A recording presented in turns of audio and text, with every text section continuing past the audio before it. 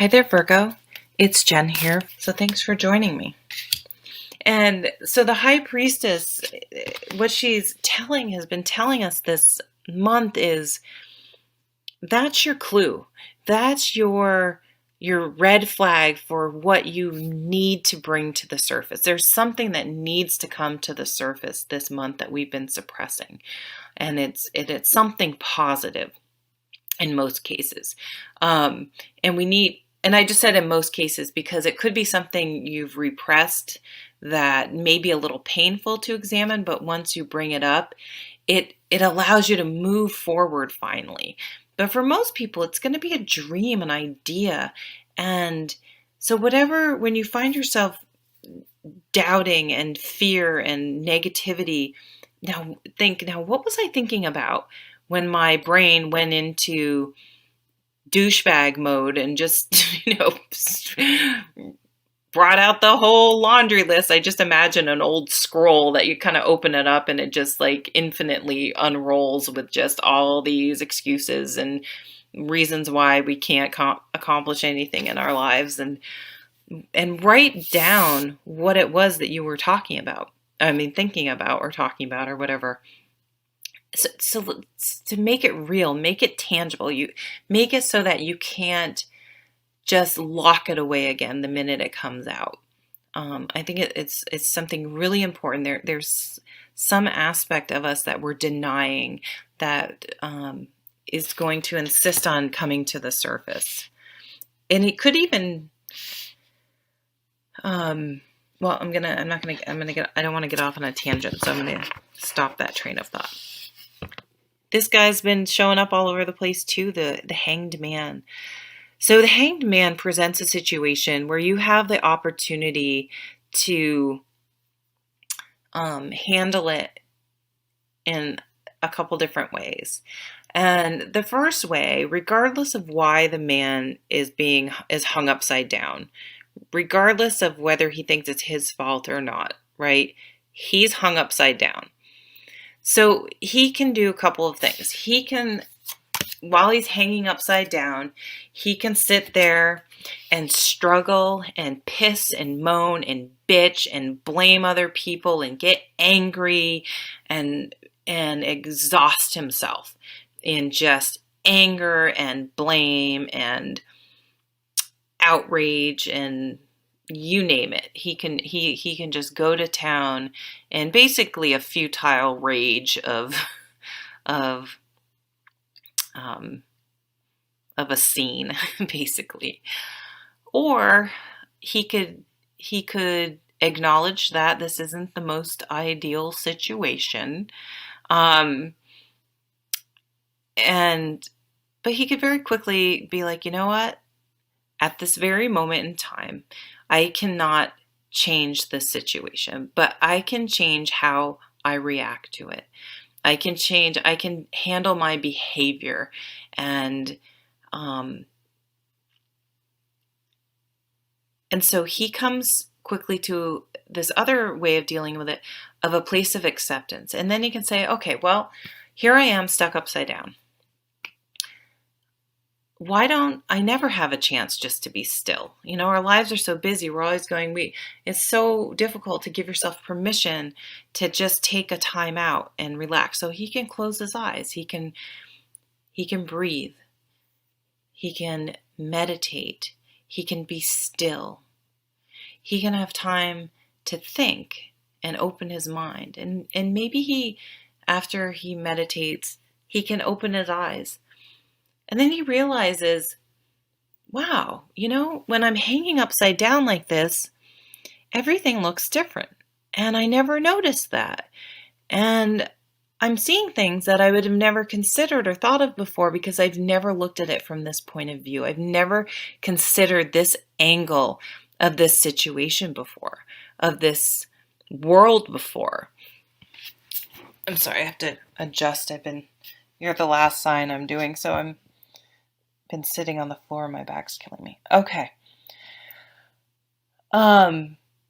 So, the lesson obviously is to expand your mind, look at things from a different perspective, see things from a different angle, consider other possibilities than your go-to way of looking at things, dealing with things, responding to things. And he gains just this enormous amount of insight and wisdom from this seemingly negative, horrible situation. But because he chose to look at it differently, it's actually opened his mind and changed how he will move forward dealing with situations in the future. So now that we have this underlying current of having an open mind, looking at things differently. So that's one way when the high priestess, these things come up, well, maybe we shouldn't just shoot this idea down right off.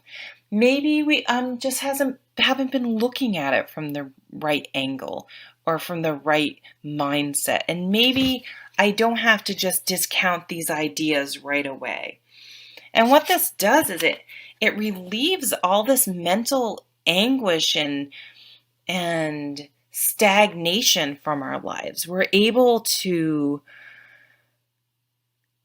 expand our minds and our dreams and move into a new way of life. And to the Six of Swords is often shows a person in a boat, and on where they are, the water, the emotions are very rocky, the sea's very rough, and where they're going, it's very smooth. They're moving towards calmer waters.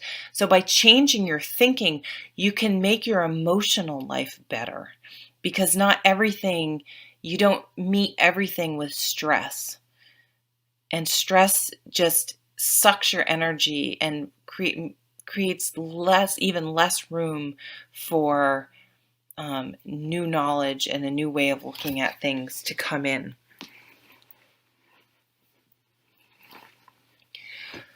Then we have the Hermit. So you're really going within and thinking, now how can I apply this?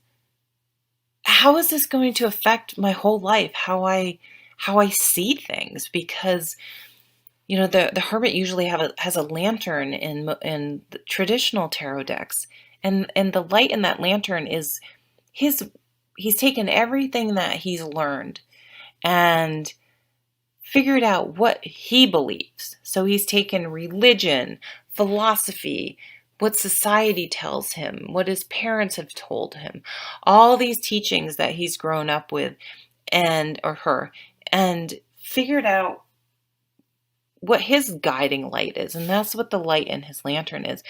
And this can change throughout our lives as we learn things, as we go through new experiences. So having gone through this Hanged Man experience, we're going to go back to the Hermit and go, well, now how is this going to change how I move forward from now on? How may I move in this world, and how do I want to navigate this world and conduct myself in this world? I'm going to do it differently now because of this epiphany, because of this change in how I approach things and see things. And you have the Empress. She's beautiful.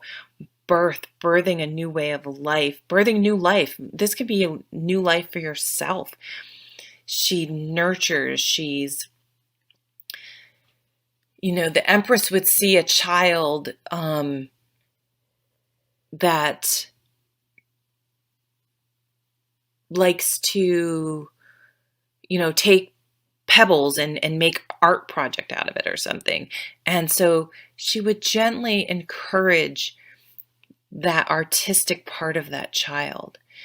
She would see another child that enjoyed taking things apart and gently encourage the child in that direction. She doesn't force, she doesn't make a plan, she doesn't tell you what to do, but she encourages and helps you to explore aspects of yourself to see if there's something there. So that's sort of the approach what the High Priestess is bringing to the surface.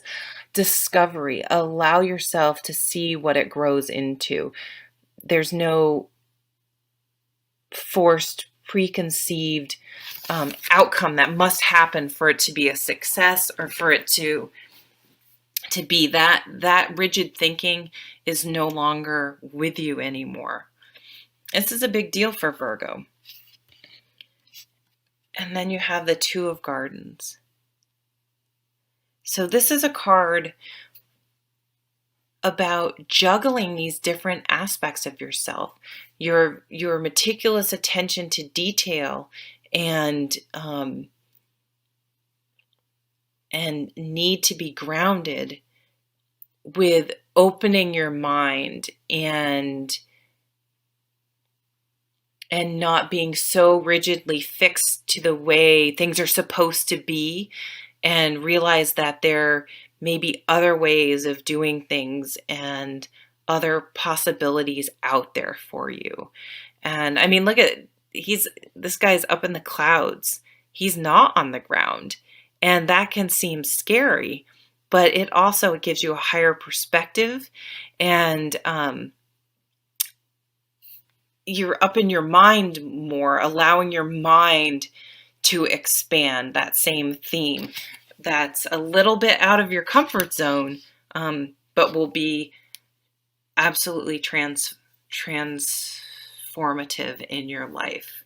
So I kind of see it with this Six of Swords is moving into a mentally and emotionally calmer way of life by being more open to allowing things to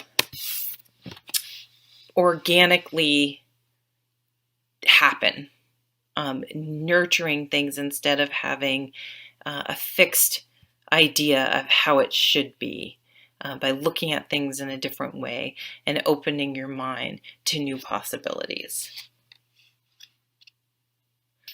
Well, thank you so much for watching. Take care.